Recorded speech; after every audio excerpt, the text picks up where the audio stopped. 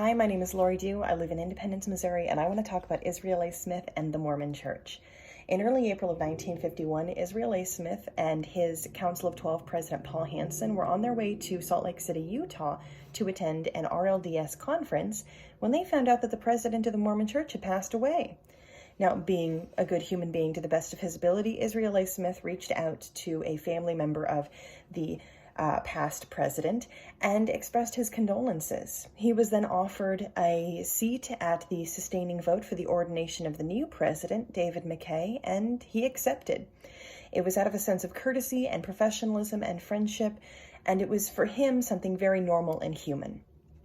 He and Paul Hansen attended. They were sat in a seat of pretty high honor, sitting next to the bishops. They were facing the congregation. So when they stood up and voted in support of David McKay, whether or not their votes counted, and they didn't because they weren't members, everyone could see them voting.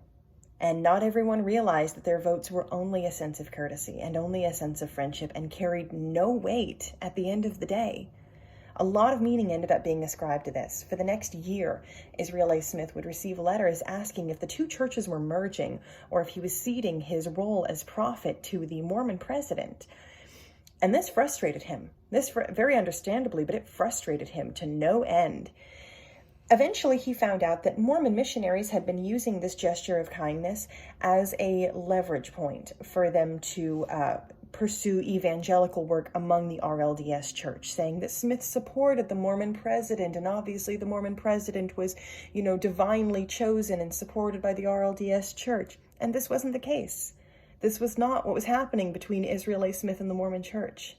So he reached out to David McKay and said, listen, I offered the same sustaining vote to non-members at my church.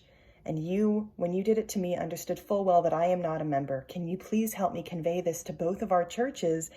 Because now your missionaries are using it to prey on my congregation members. And David McKay was not on board with what the missionaries were doing. He put a stop to that as fast as he could, but Israel A. learned a very important lesson. Israel A. realized, as we all should, that our decisions are not made in a vacuum. When we make decisions, we live with the consequences, and when we make those decisions, we have to consider all of the consequences. We have to consider the impact that we have on the people in our lives, and thus the impact our decisions might have. We have to consider how the world is going to respond so that when we choose to make a decision that we would like to stand by, we can stand by not only the decision, but the consequences of those decisions.